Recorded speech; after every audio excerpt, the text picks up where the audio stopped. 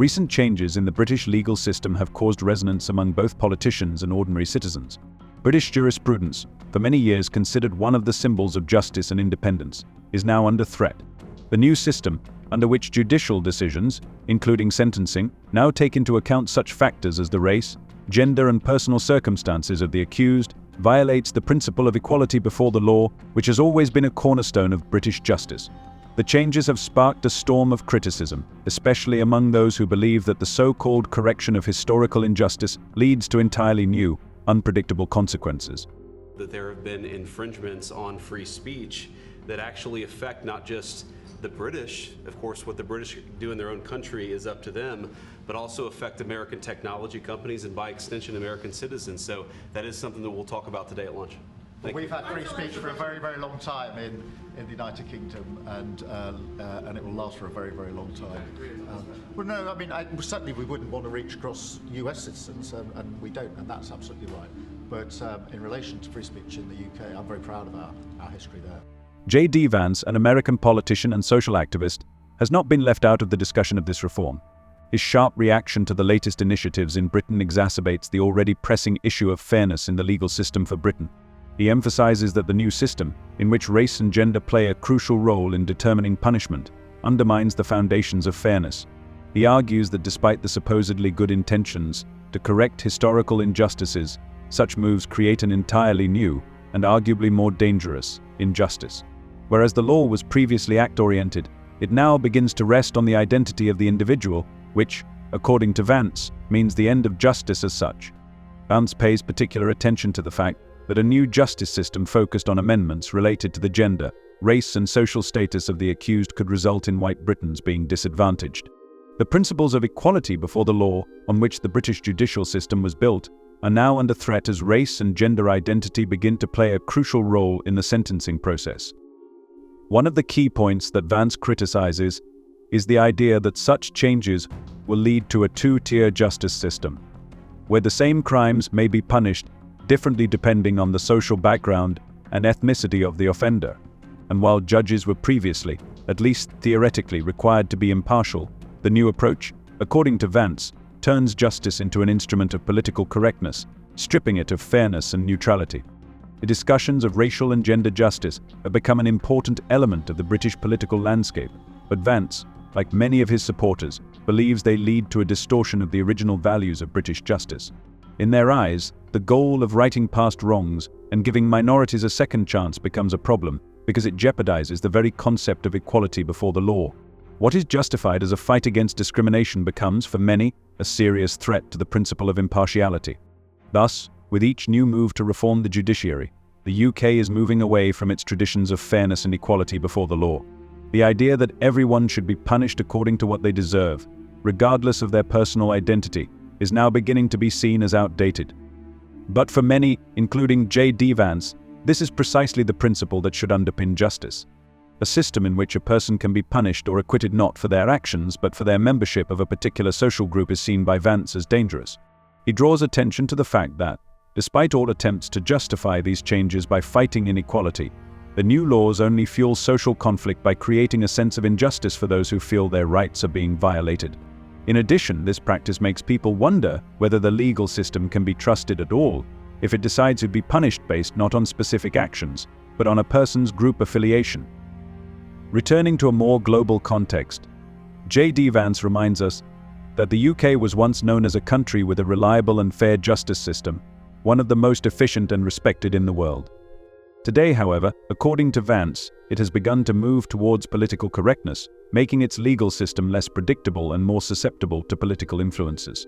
Changes to take individual factors into account in sentencing not only have the potential to affect fairness, but could also have tangible consequences for social stability, especially at a time when there is growing discontent and division in society.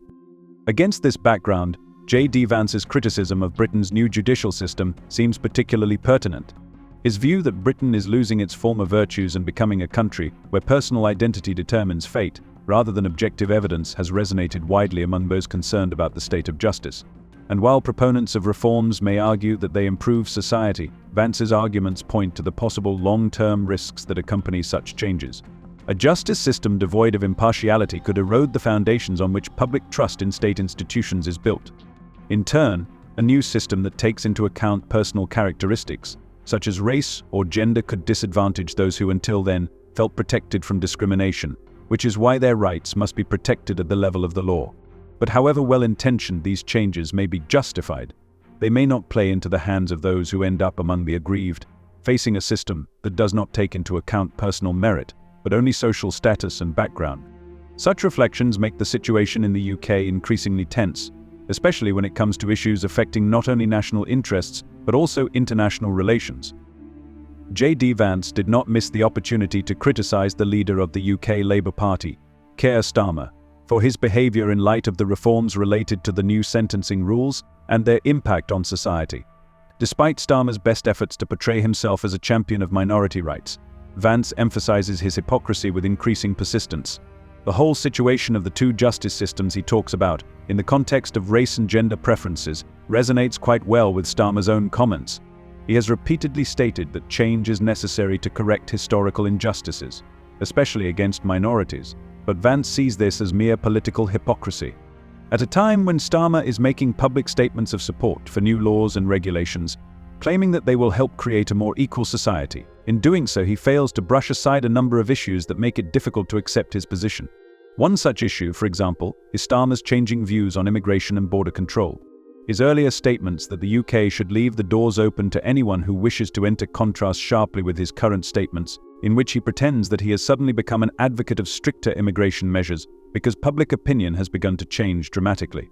It becomes apparent that Starmer's position was shaped not by inner convictions but by political tactics, aimed at appealing to different constituencies. This turnaround in his political strategy undermines his credibility. Starmer, according to Vance, is constantly changing his position depending on what is politically most advantageous at the time. The same can be said of his responses to questions about changing justice in the UK. He seems to have raised the issue of systemic racial and gender injustices in the legal system, and has even publicly expressed concern about the new approach. But his actions don't match his words. This raises serious questions about how sincere his intentions are, and how willing he really is to fight for justice. Vance argues that in this case Starmer is little more than a politician who is willing to make compromises just to hold on to power, rather than actually standing up for principles that affect all UK citizens.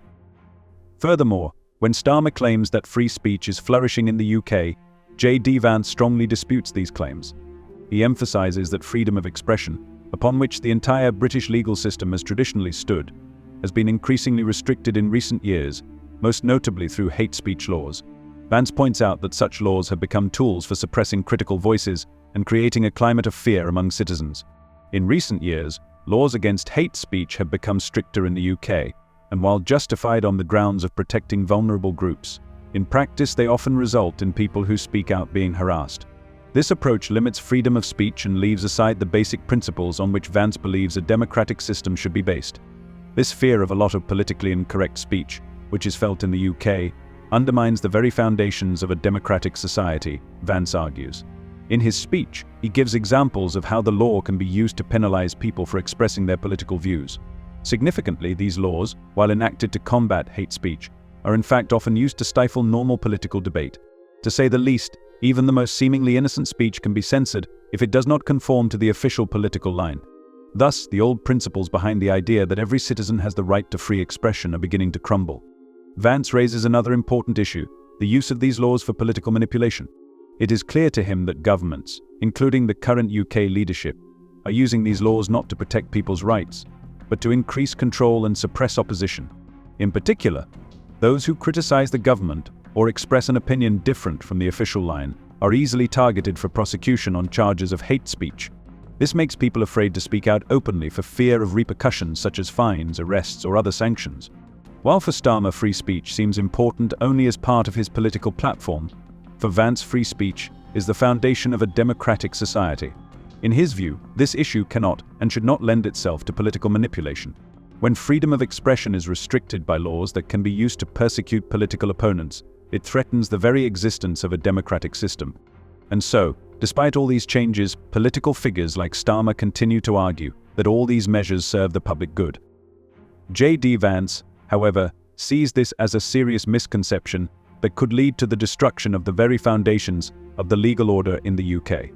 He warns that without proper control and resistance to these trends, the UK could lose its old democratic traditions and the justice system would be replaced by a system that, instead of upholding justice, would be based on political gain.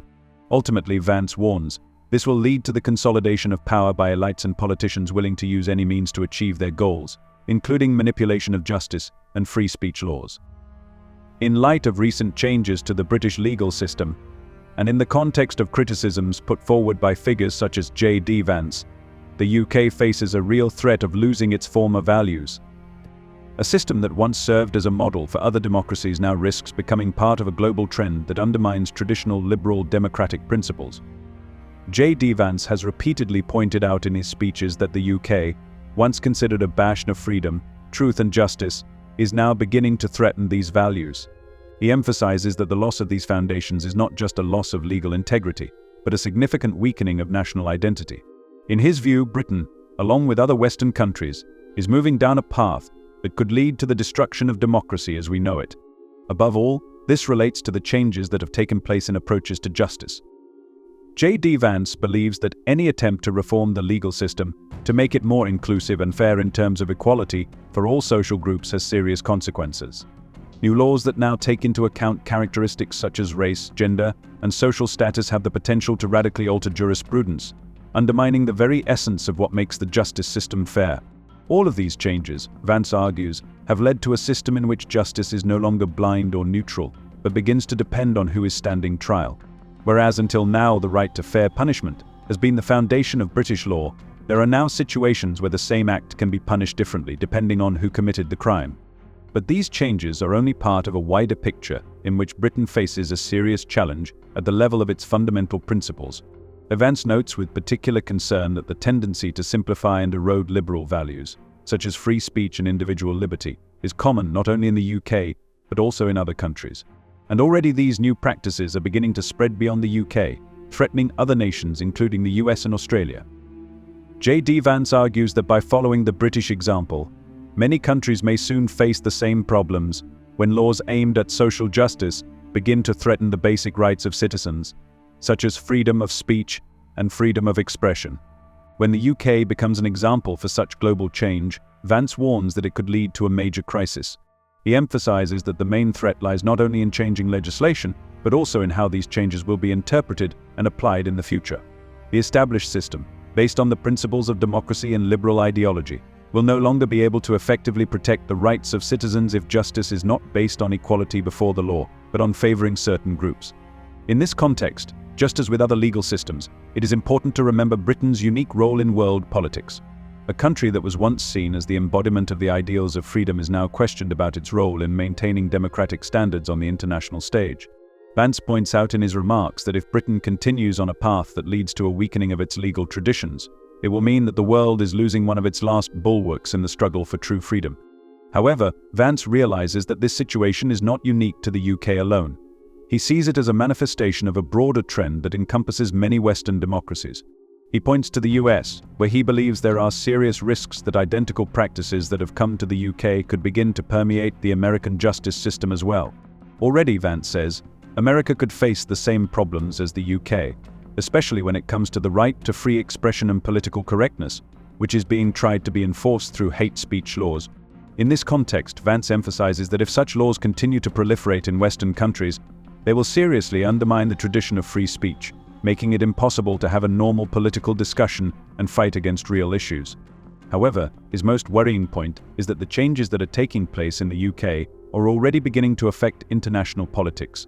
He warns that if such laws and practices are successfully introduced in other countries, it will lead to a huge erosion of traditional democratic norms, including freedom of speech and the right to freedom of expression. It will mean that social justice, as we understand it today, will gradually give way to political correctness, which is based not on solving real problems, but on the desire to please various pressure groups. For Vance, these changes also mean a threat to the very essence of what he calls liberal democracy. In his view, the whole essence of liberal democracy was that everyone should be free and equal before the law, regardless of their race, gender, or social status. Now, as the UK begins to legislate to allow these factors to be taken into account in sentencing, that basis is beginning to crack. This undermines the very idea of justice based on equality and brings about significant changes in the social structure. Vance concludes that, despite attempts to justify these reforms as a way of improving society, they can lead to the destruction of the very foundation of the legal order. In this context, not only Britain but also other countries that follow its example risk losing what makes them unique: their commitment to human rights, justice, and freedom.